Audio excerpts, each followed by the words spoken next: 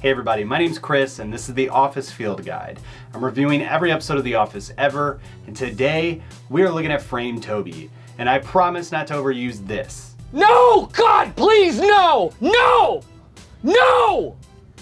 No! Maybe.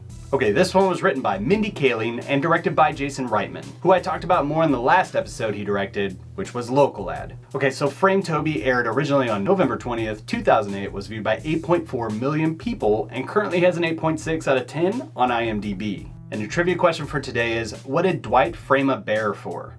Oh, I framed animals before. I framed a raccoon for opening a Christmas present. And I framed a bear. I wonder what they did with the bear. Anyway, as always, I run these comment contests and these videos. Answer the trivia first, spout out the Easter egg, and or leave the best emoji sequence summing up next week's episode, and you'll get your name in that video. Today, I'm gonna be talking about how much of this one I actually forgot existed. I'm gonna talk about a blunder that I made that this one hits on, and open up a conversation about fairness for everyone. And be warned, there might be spoilers up ahead. So let's get entrapped. I understand nothing. Okay, I'm gonna be honest. I'm pretty excited to review this episode, not because I love it so much, more on that later, but because I don't actually remember much about this episode at all. It's kind of nebulous for me. Who knows? It's nebulos. Like this entire sequence. Pervert. Angela, I didn't do that. So is this what they taught you at your fancy art school? I don't recall 1 second of this. Listen, New York, that might fly. Why? Because I went to New York for 3 months. That and the black sweater of Manhattan. I wondered if I slipped into an alternate dimension or there's a weird Mandela effect going on, but I asked the Discord and I was reassured that it was always there. I'm concerned you may have brain damage. Another example is Michael's outburst. No! God! Obviously I remember that, but I always was left questioning, how in the world does Michael not know that Toby's back? Oh no. You don't know. I don't know. What? You should probably just meander back there. Take a look, see if he's back. Dare I? None of that could have possibly flown under his radar, but I've always just chalked it up to the writers not dealing with it for the sake of the bit. But then they go back and they question Michael on the same thing I did. Dwight and I were talking about this, and we both don't understand how you didn't realize Toby was back. Now, what I'm curious about is how you were able to go an entire week without knowing a member of your staff was there. So, no recollection on that at all.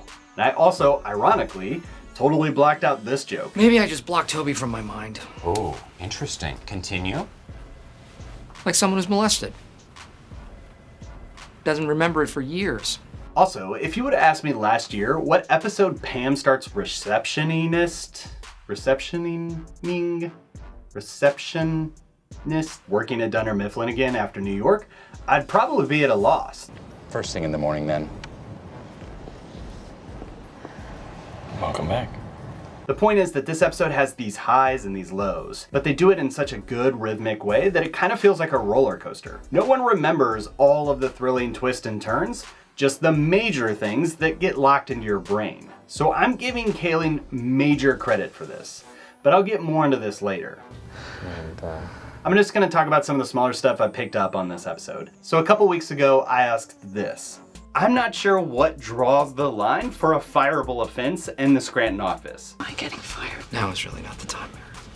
I guess nothing really does, that's the answer. And poof, it's like they knew that we'd be asking this, and here we go. Okay, fireable offenses include workplace violence and sexual harassment. That's it, perfect. I love that Phyllis likens her backyard to the Overlook Hotel. You didn't mind not choosing? Oh no, not at all, but Bob's so extravagant, I knew it would be spectacular. There's a maze in the back like The Shining.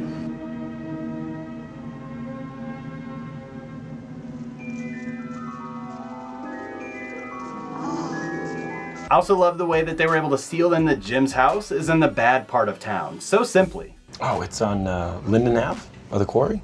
Oh. Cool beans, man. I live by the quarry. We should hang out by the quarry and throw things down there. And this might be one of the saddest Toby moments. Just my heart hurts for this man. Punch you in my huh?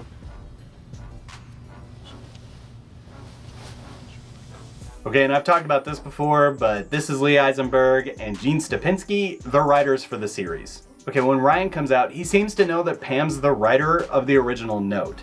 which is one thing that's never explained in the original cut. But I actually want to know, why is this logo scraped off the cup? There's got to be some dumb, mundane story about why that happened. But another thing in this one is that in a show where Michael brings up stuff all the time, he drops this reference. I feel like Neve Campbell in Scream 2. She thinks she can go off to college and be happy. And then the murderer comes back. Well, spoiler alert for Scream 2, I guess. Timothy Oliphant is one of the killers in that movie, who also happens to show up working at Dunder Mifflin in a couple of years. Well, hello, Danny. Hey, Dwight. Good to see you. Hey, Dwight. Okay. And also the hottest in the office. Hottest in the office goes to Danny Cordray! Okay, I have no idea how Michael has $500 of cash randomly in this episode. Okay, and we have so much more to talk about, but those are just the random things from this one that I thought worth calling out. Let's dive into the deeper meaning.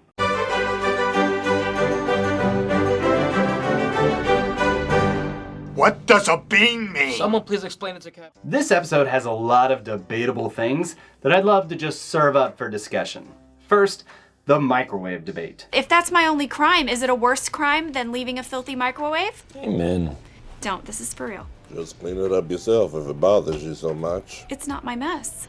Someone makes a mess in the microwave and leaves it for someone else to clean.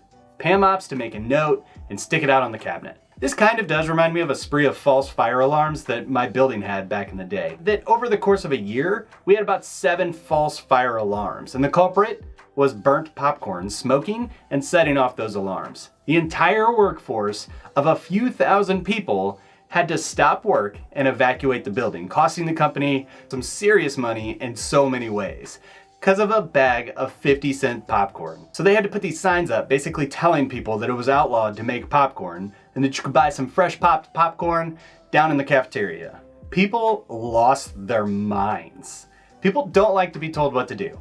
But this debate, where do you land? The anonymity that I find so cowardly. Really? Can you just get over that part? Why should I? You couldn't get over the messy microwave. I think that we all kind of bring our own experience and perspective into a debate like this. Maybe Pam spent every day of her entire time at Dunder Mifflin cleaning out the microwave. What are you microwaving? Popcorn. Why don't you use the microwave in the kitchen, Phyllis? Someone needs to clean it. It smells like popcorn. And she just had enough. Maybe Pam's normal way of getting people to do what she thinks they should do is just leave an anonymous note. And that's how they all knew it was her. Off of the focus of Pam, though, who I think gets the brunt of this whole thing, are the people who could have actually cleaned up the microwave. Even in this note war is just a comical escalation of people who had to create a Word doc, print it out, and then go hang it up instead of just, wiping down the microwave. Oh no, trust me, I would just make it worse. How would wiping it with a paper towel make it worse? I would find a way. You've seen things clean before though, right? Pam, I'm hopeless at that stuff. And before you take a stance, I'm not really sure anyone's clean in this debate. Pun. The topic of fairness comes up. Too hard all day to be maid here too. I got a mess to clean up at home, plus I'm a part-time maid. And what about the penises? And tough, really. I mean, the world's not fair. But the world is a better place when we clean up our own messes, and the world's a better place when we help others. Could be any one of them. It's a messed up world. It is a messed up world. But that F word will come back up here in a minute. I can't do this. Can do what? It's not fair to you. And it's really not fair to me. It's already there. Fair in this sense is really skewed then, because it's from a perspective of self. Ryan is the one suggesting what is fair, and then operates according to his own rules. Let's have sex one more time. And if you have any extra cash, that would be amazing. So it brings into question, who defines what fair is? Was this fair? Please hug and kiss me no matter how hard I struggle. I'm too shy to tell you that I love you. Damn it. Pam. Was this one fair?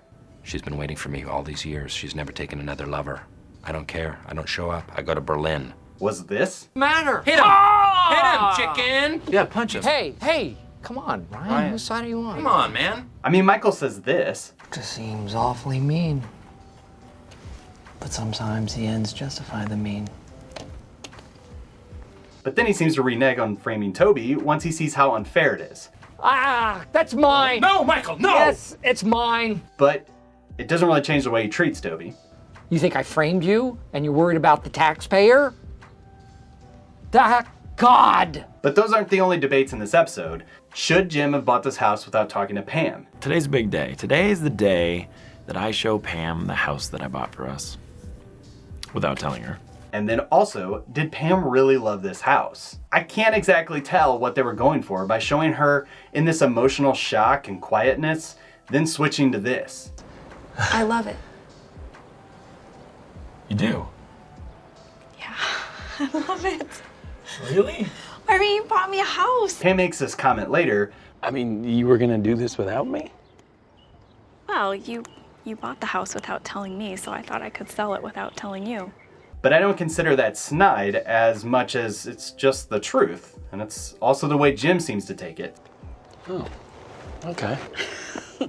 I don't want to say she's bitter about it. She's just accepting that that's what happened. And I say this hit home for me because I pretty much did the exact same thing when I was 20 years old. This is where the story gets interesting. And I was getting engaged. I bought a condo for my wife and I to live in. Surprise, surprise. I can't tell you how much I relate to Jim's queasy feeling on this one, which might be why I blocked a lot of this episode out of my mind entirely. Either way, my wife was awesome about it. We made do with that place until we were able to move on and start making decisions together.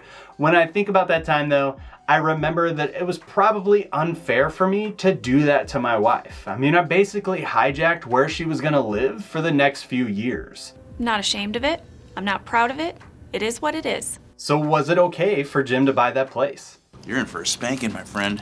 There's a lot of stuff to debate in this episode. But if Reddit's to be believed, Michael and Dwight try to coerce Toby into a fight, into sexual harassment, and frame him for drug dealing. Jim makes a huge decision, forcing where they're gonna live for the foreseeable future, without her input. Ryan frames Kelly for breaking up with Daryl, and then breaks up with Kelly.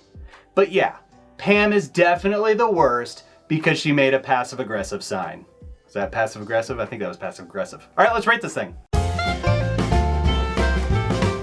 This is the worst. Okay, the cold opening. I gotta do it. I'm gonna give it a 5 out of 5. I'm giving it that for the impact that this has made on the internet as a whole, but also because it sets up the episode, and I've always loved this low-key Jim joke. She wants to fit into a special child-sized wedding gown for our big day. Why do those exist? I will say that my first time I watched this, I thought the scream was a little too overacted. But on rewatches, I couldn't help myself from getting a kick out of it. And the first time that someone responded to a message with this GIF, I just gave in entirely. I love this whole sequence. But also, Dwight's great in this one. So why'd you come in here? To socialize and inform. As for the episode, I had to ask myself, is this a good episode? Or is it just that those mountain peaks are bumping up the average to where it is on IMDb? And I struggled a lot with this one. I wanted to really break it down and do something fair. The microwave sequence, it just feels like it bogs down this episode. It's real and it's grounded and it's accessible to everyone. Maybe for you, it's about laundry and doing dishes at your house. Maybe it's about assignments at work. Maybe it's about something I can't even relate to or think of off the bat. But because of the realness, I've always felt really stressed out more than enjoyment. Having watched this a few times now for this field guide, I am gonna say that this is a great episode. I'm gonna give it a 4 out of 5.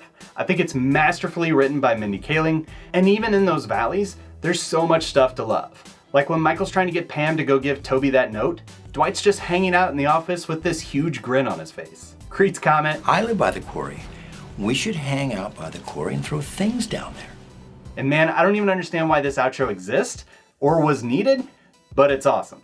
30 years later, I get a postcard. I have a son. So that's just what I think about Framed Toby. What are your thoughts? Leave them in the comments, and if you're interested in getting your thoughts into future videos, check out our Patreon, where you're going to be able to add your own mini reviews to future episodes for less than a cup of coffee each month. You can't really beat that. It's not expensive, it's great. Don't forget about the contest and the emoji sequence for next week's episode, which is the surplus. Why don't you explain this to me like I'm 5? Thanks so much for watching, and we'll see you next time.